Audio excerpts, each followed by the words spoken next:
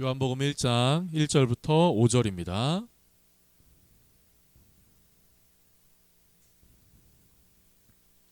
찾으셨으면 함께 한 목소리로 같이 읽겠습니다. 태초에 말씀이 계시니라. 이 말씀이 하나님과 함께 계셨으니 이 말씀은 곧 하나님이시라.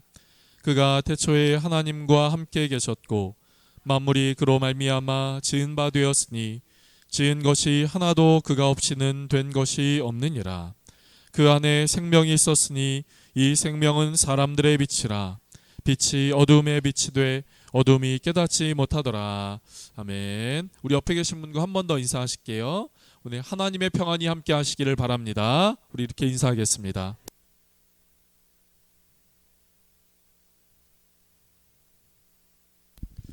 여러분, 어둠을 경험해 본 적 있으십니까? 어둠이요. 어둠을 경험해 본 적 있으세요? 꽤 오래전 저는 경기도 광주에 있는 한 수양관에 간 적이 있습니다. 2박 3일의 세미나 일정이었는데요. 첫날 저녁 식사를 마치고 산책을 할 겸 혼자 수양관 밖으로 나왔습니다. 그런데 수양관 밖에서 조금 걸어 나오자 말 그대로 그곳은 깜깜해졌습니다. 그 수양관은 큰 길에서 산 위쪽으로 올라가야 했거니와 수양관 밖에는 어떤 편의시설도 없었고 외부에는 조명이나 그런 것들이 꺼놨는지 아니면 없는지 모르겠지만 불빛이 전혀 없었습니다. 불빛이 없으니 내 발 앞에 길이 보이지 않는 것은 당연했고, 여러분 이런 적 있으세요? 내가 내 손을 봤는데 내 손이 보이지가 않아요. 그 정도로 깜깜했지요. 그때 저는 칠흑같이 어두운 밤이란 이런 거구나 하는 것을 좀 알게 되었습니다. 아무것도 보이지 않고 그랬지만 저는 좀 호기심이 생겼어요. 이 어둠 속으로 조금 더 들어가 보면 어떻게 될까 호기심이 생겨서 저는 좀 그 어둠 속으로 조금 더 가보기로 했습니다. 그때 저에게는 핸드폰이 있었지만 핸드폰 조명을 사용하지 않고 그 어둠 속으로 조금 더 들어가지요. 이 어둠이 신기하기도 해서 조금 더 걸어갔는데요. 조금 더 걸어가기로 작정해서 조금 더 걸어간 것이 한 5m 정도 걸어갔을까요? 저는 금세 멈출 수밖에 없었습니다. 그 이유는 앞이 아예 보이지 않았기 때문이에요. 그런데 앞이 보이지 않으니 내 발 앞에 무엇이 있는지 보이지 않았습니다. 알 수가 없었지요. 보이지 않으니까 덜컥 겁이 난 거예요. 그 겁은 귀신이 올까봐, 어떤 사람이 나를 납치해 갈까봐 그런 겁이 아닙니다. 내 발 앞에 무엇이 있는지 알 수 없으니 내 생각에, 내 마음에 두려움이란 것이 찾아온 것이죠. 내가 지금 잘 걷고 있을까?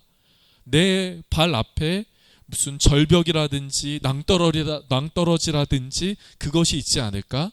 그런 두려움이 제 안에 있게 된 것이죠. 그곳은 눈이 뜨고 화나면 그냥 주차장이에요. 그냥 길입니다. 넓은 길이에요. 그러나 앞이 보이지 않으니, 볼 수 없으니, 길이 보이지 않으니 덜컥 저에게 그런 겁이 생긴 겁니다. 무서움이, 두려움이 생긴 것이지요. 그때 저는 칠흑같이 어두운 밤이란 이런 것이구나. 그리고 빛이 그렇기에 빛이 이만큼 소중하구나 하는 것을 알게 되었습니다. 여러분, 오늘 본문은 이 땅 가운데 오신 예수 그리스도, 그분이 빛으로 이 땅 가운데 오셨다는 것을 오늘 본문은 우리에게 말하고 있습니다. 오늘 본문의 4절 말씀을 한번 보실까요? 오늘 본문의 4절 말씀입니다. 4절 말씀 같이 한번 읽어볼게요. 같이 읽습니다. 그 안에 생명이 있었으니 이 생명은 사람들의 빛이라. 여러분, 재미있으면서도요, 어려운 표현이 이 1장 4절에 등장해요. 생명이 있는데 이 생명은 빛이다 하는 겁니다. 생명이 있는데 이 생명은 빛이다 하는 거예요. 요한복음은 우리가 익숙하게 아는 비유들이 많이 있습니다. 그래서 이 요한복음이 좀 친숙해요. 많은 비유들이 있으니까요. 그러나 이 요한복음은 갑작스레 어려운 표현들이 나오면서 어렵게 느껴지기도 하지요. 그것이 요한복음 1장이 특히 그렇습니다. 요한복음 1장 1절은요. 태초에 말씀이 계시다 하는 것으로 시작합니다. 그런데 이 말씀이 태초부터 하나님과 함께 있었다 이렇게 이야기를 해요. 말씀이 계셨다. 그런데 이 말씀이 하나님과 함께 계셨다. 그런데 이 말씀이 무엇이라고요? 이 말씀이 하나님이다 이렇게 말해요. 어렵죠. 태초부터 말씀이 있었어요. 이 말씀은 하나님과 있었어요. 그런데 이 말씀이 하나님이래요. 그런데 이어서 말을 하는 것은 바로 이렇게 말하고 있습니다. 하나님께서 그리고 하나님으로부터 이 모든 것이 창조되었습니다. 그런데 하나님은 이 모든 것을 창조하는 것으로 그치지 않고 그 창조된 것 안에 생명을 불어넣어 주셨습니다. 생명을 불어넣어 주셨습니다. 그런데 이 생명이 곧 빛입니다. 이렇게 단순하게 도식화하면 조금 어렵지는 않지만 이 문장을 나열하니까 좀 어렵게 느껴지죠. 결국 우리에게 하나님은 우리의 모든 것을 창조하시고 만드셨는데 그 창조된 모든 피조물에 생명을 불어넣어 주셨고 이 생명은 곧 빛이라 이렇게 말하는 것이죠. 그래서 이 1장 4절의 말씀을 메시지 성경, 유진 피터슨의 메시지 성경은 이렇게 이야기를 합니다. 그 생명은 삶을 유지하는 빛이었다. 그러니까 우리에게 살아갈 수 있는 생명을 불어넣어 주신 빛이다 이렇게 말하는 것이죠. 그런데 이 빛이 있어서 어떻다는 겁니까? 이 빛이 생명빛이 있어서 뭐가 좋다는 겁니까? 오늘 본문 5절 말씀을 한번 보실까요? 5절 말씀 같이 읽어보겠습니다. 시작. 빛이 어둠의 빛이 돼 어둠이 깨닫지 못하더라. 아멘. 빛이 어둠을 비치는데 어둠이 깨닫지 못하더라. 유진 피터슨의 메시지 성경은요, 이 끝부분을 아주 간단하고 간결하게 이야기를 합니다. 어둠은 그 빛을 끌 수 없었다. 어둠은 그 빛을 끌 수 없었다. 이렇게 말합니다. 여러분, 살아가다 보면 어둠을 만날 때가 있지요. 어둠을 만날 때가 있습니다. 그것은 눈에 보이는 어둠일 수 있어요. 불 다 끄면 어둡죠. 빛이 없으면 어둡지요. 산속에 들어가면 어둡지요. 그렇게 눈에 보이는 어둠을 우리는 만날 수 있습니다. 그런데 우리에게는 눈에 보이지 않는 어둠도 있습니다. 눈에 보이지 않는 어둠이요. 건강의 어려움이 오면 어둠을 경험합니다. 물질의 문제가 오면 어둠을 경험해요. 사람들 간의 관계에 문제가 생기면 어둠을 경험합니다. 자녀, 가정의 문제가 생기면 어둠을 경험해요. 절망되고 낙심하고요. 포기하고 싶고요. 내려놓고 싶은 마음이 우리 안에 있게 되는 겁니다. 주님을 믿습니다. 주님을 따르겠습니다. 이렇게만 생각하고 말하다가도 마음의 어둠이 찾아오면 그만 낙심이 됩니다. 그래서 주님 여기까지요. 더 이상 믿음을 갖고 싶지 않고요. 더 이상 믿음으로 살고 싶지 않고요. 더 이상 주님을 따르면서 살고 싶지 않아요. 최소한 그냥 다른 사람들처럼 교회를 그냥 왔다 갔다 그냥 그것만 하고 싶어요. 예배만 드리고 싶어요 라고 이야기를 하고 때로는 그냥 교회 안 나가도 돼. 믿음 멈춰도 돼 라고 하는 생각이 우리의 마음 가운데 찾아올 때가 있다는 것이지요. 그만하고 싶다는 생각이 있게 되는 겁니다. 여러분, 눈에 보이는 어둠이 아니라 눈에 보이지 않는 어둠이 진정으로 우리를 어둠으로 이끌고 갑니다. 그런데 그때 오늘 본문은 우리에게 말합니다. 빛이 어둠을 비추면 어둠은 빛을 이길 수 없다고 말하지요. 우리가 너무나 잘 알고 있는 사실을 우리에게 다시 한번 이야기를 합니다.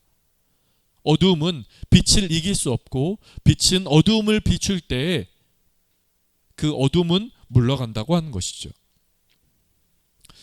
오늘 요한복음 1장 9절은 우리에게 이렇게 말합니다. 오늘 요한복음 1장 9절 말씀을 한번 보실까요? 1장 9절 말씀 같이 한번 읽어보겠습니다. 참 빛 곧 세상에 와서 각 사람에게 비추는 빛이 있었나니. 여러분, 오늘은 성탄절 감사 예배로 드립니다.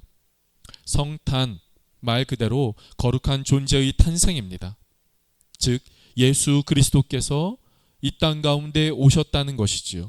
예수 그리스도께서 이 땅에서 태어나셨다 하는 것을 우리에게 말합니다. 그런데 우리는 그 성탄절을 이야기하고 예수 그리스도께서 오셨다, 나셨다라고 이야기를 할 때 우리는 예수님이 하늘에서 오셨다 이렇게 얘기합니다. 오셨다. 오늘 본문은 우리에게 이렇게 말합니다. 조금 전 읽은 1장 9절 말씀은 우리에게 이렇게 말합니다. 참 빛, 곧 세상으로 와서 세상에 오신 그분, 세상에 오신 빛, 그분이 세상을 비추는 것이지요. 그분이 오셔서 각 사람의 마음을, 각 사람의 심령을 비추시는 겁니다. 어두움에 있었던 우리, 어두움에 머물렀던 우리, 어두움에 물들었던 우리, 바로 그 마음을 주님께서는 이 땅 가운데 오셔서 각 사람을 비추시는 것이지요. 왜요? 왜요? 그 어둠을 물러가게 하려고요. 그 어둠을 물러가게 하고 환한 마음, 빛의 마음으로 살아가도록 하시기 위하여 주님께서는 이 땅 가운데 오셨다는 겁니다.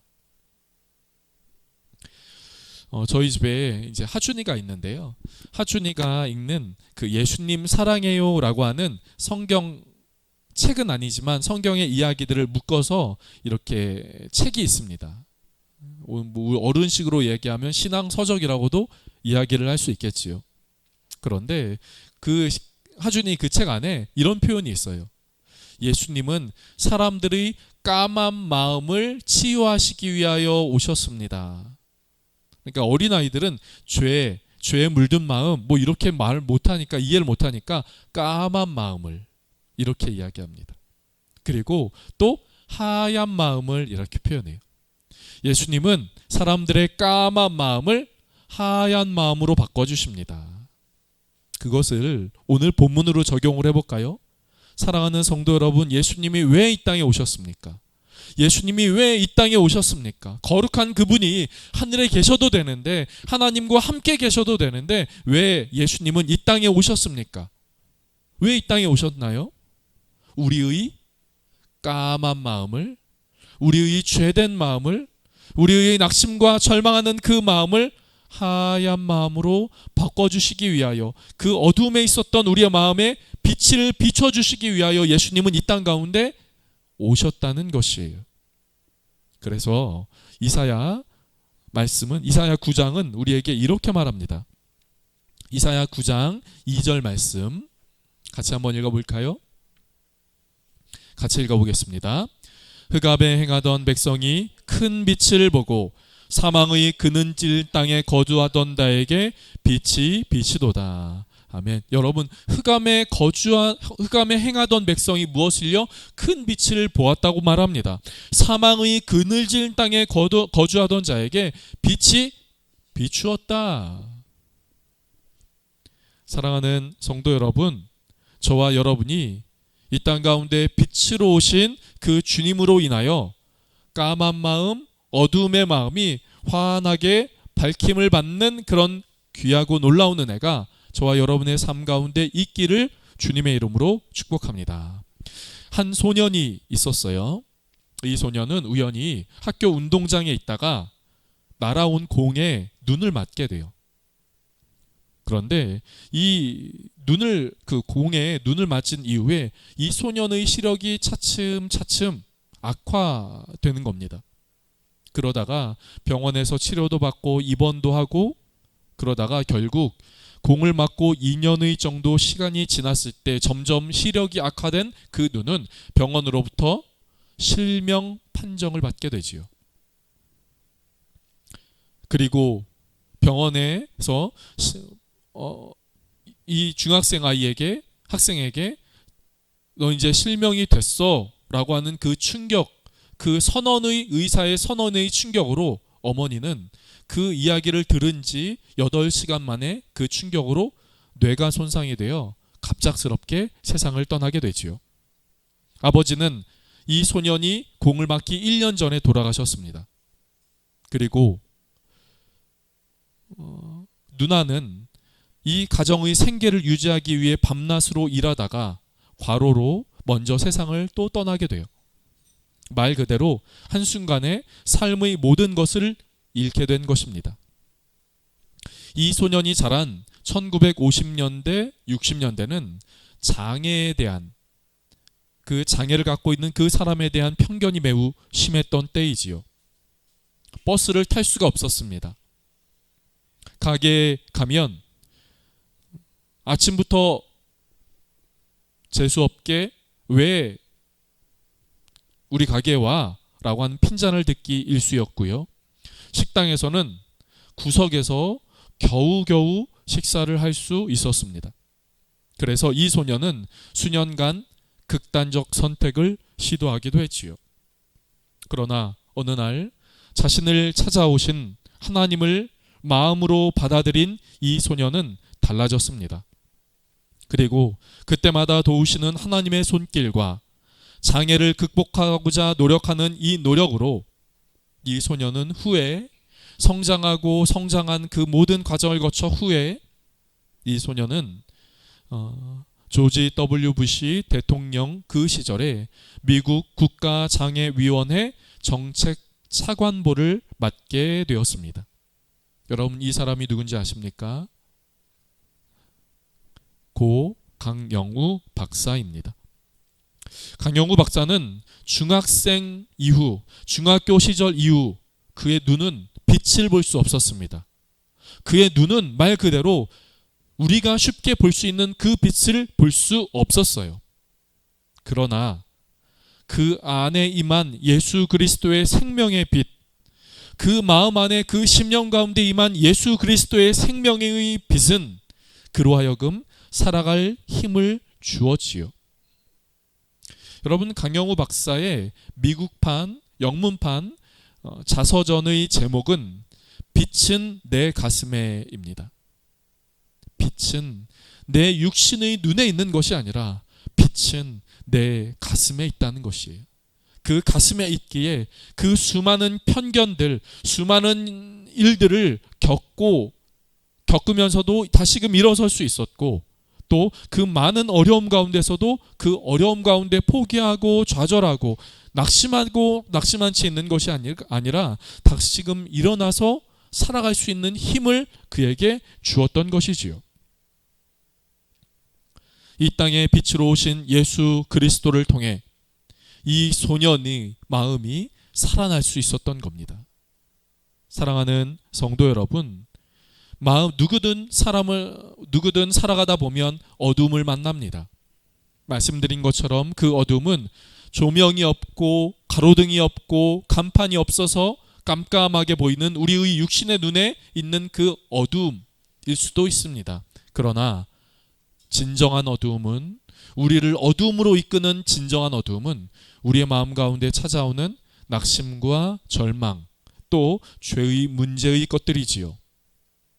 그럴 때 예수 그리스도는 이 땅 가운데 오셔서 우리의 죄의 문제, 어두움의 문제, 낙심과 절망의 문제, 질병과 그 문제를 해결하고자 이 땅 가운데 오셨습니다.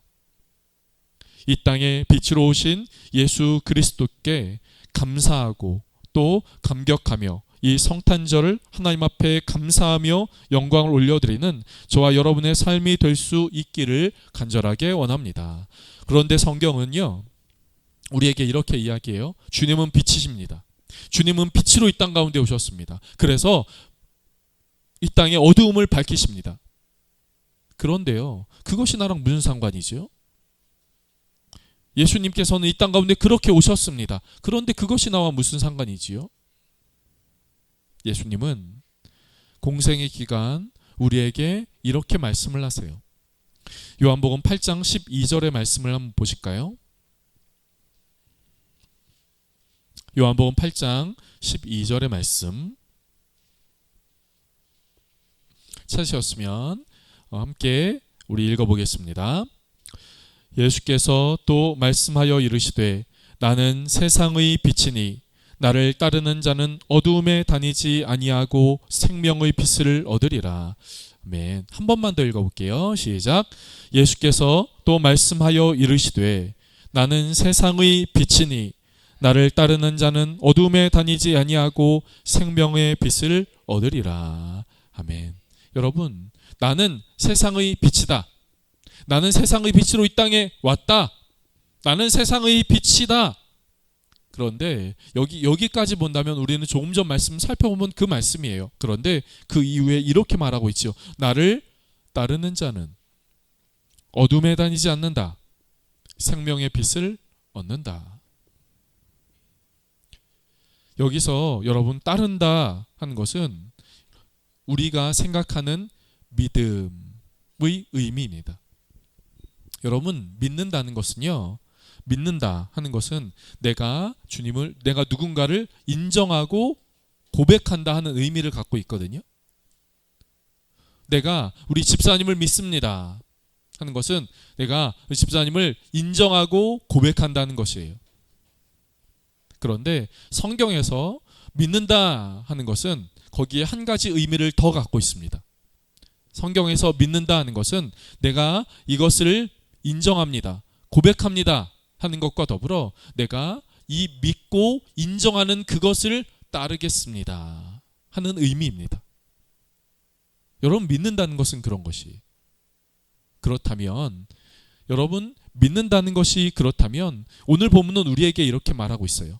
나를 따르는 자는, 즉 예수님을 믿는 자는 어둠에 다니지 않고 생명의 빛을 얻는다, 이렇게 말하는 것이죠. 여러분, 우리가 예수님을 믿고 예수님을 믿으면서 살아갈 때 우리는 어둠에 다니지 않고 생명의 빛을 얻습니다. 그렇다면 우리는 이렇게 생각을 해볼 수 있죠. 아니, 나 예수님 믿는데 내 마음 가운데 왜 절망이 찾아옵니까? 나 예수님 믿는데 왜 나 마음 가운데 낙심이 있습니까? 나 예수님 믿는데 왜 죄는 또 나에게 찾아오고 또 나를 괴롭히고 그렇게 합니까? 여러분, 정말 예수님을 믿으십니까? 그렇다면 이렇게 물어볼게요. 죄의 유혹이 찾아오는 그 순간에 여러분은 예수님을 믿으십니까? 죄의 유혹이 찾아올 때 예수님을 생각하십니까? 죄의 그 은밀한 것들, 때로는 나로 하여금 고통스럽게 하는 것들, 삶의 문제들, 어려움들, 그런 것들이 내 삶 가운데 찾아올 때 우리는 예수님을 생각하십니까? 예수님을 믿는 믿음을 다시 한번 기억하고 계십니까? 여러분, 바로 그때 우리가 주님을 믿는다고 주님을 다시 한번 고백하는 순간 삶의 문제는, 그 어두움의 것은 빛이 비추어 떠나가게 되는 것이지요. 그렇기에 예수님은 나는 세상의 빛이니 나를 따르는 자는 그 마음에 어둠이 있지 않고 어둠을 따르지도 않고 그 마음에 생명의 빛을 얻는다, 이렇게 말씀하는 것입니다. 사랑하는 성도 여러분, 그렇다면 생명의 빛을 우리의 마음 가운데 품고 살아갈 수 있는 은혜가 저와 여러분의 삶 가운데 있기를 간절하게 바랍니다. 예배 때, 어떤 특별한 때, 그런 때가 아니라 우리의 삶의 순간들 속에서 예수님을 믿고 따르는 그 은혜가 저와 여러분의 삶 가운데 있기를 간절하게 바랍니다. 그렇게 할 때 우리는 빛으로 살아가게 됩니다. 빛의 자녀로 살아가게 돼요. 왜 그렇습니까? 그분이 빛이시기 때문입니다. 우리가 조금 전 함께 찬송했던 찬송가 109장의 4절 가사는 우리에게 이렇게 말합니다. 같이 한번 이 가사를 읽어볼까요? 같이 읽어보겠습니다. 고요한 밤 거룩한 밤, 주 예수 나신 밤, 그의 얼굴 광채가 세상 빛이 되었네. 구주 나셨도다. 구주 나셨도다. 이 땅 가운데 빛으로 오신 그 주님을 믿고 따르며 빛의 자녀로서 살아가는 은혜가 저와 여러분의 삶 가운데 있기를 주님의 이름으로 축복합니다. 기도하겠습니다. 하나님, 오늘 성탄절 감사 예배로 주님을 예배하게 하시니 감사합니다. 특별히 예수님 이 땅 가운데 빛으로 오셔서 빛이 되신 주님이 이 땅의 모든 어두운 것들, 그늘진 것들을 몰아내고 물리치는 은혜를 허락하시니 감사합니다. 주님, 우리도 어둠을 경험할 때가 있습니다. 삶의 문제로, 죄로 우리의 삶이 어둠을 경험할 때가 있습니다. 주님, 그때에 우리의 어두운 마음, 까만 마음, 그늘진 마음을 물리치고자 이 땅 가운데 오신 그 주님을 기억하며 살아갈 수 있게 하여 주시옵소서. 죄가 찾아올 때 주님을 기억하게 하시고, 삶의 어려움과 또 낙심과 절망의 것이 우리의 삶을 찾아올 때 주님을 기억하며 다시금 소망을 갖고 이 땅에 믿음의 길을 잘 걸어갈 수 있게 하여 주시옵소서. 그래서 주님, 빛으로 오신 주님을 따르며 우리도 이 땅 가운데 빛의 자녀로 살게 하시고 생명의 빛을 누리며 살아갈 수 있도록 우리의 모든 심령을, 우리의 모든 발걸음을 붙들어 주시옵소서. 그래서 주님, 그 걸음을 통하여 더 복되게 하시고 더 하나님의 귀한 은혜가 충만한 삶 되게 하여 주옵소서. 감사하고 예수님의 이름으로 기도드립니다. 아멘.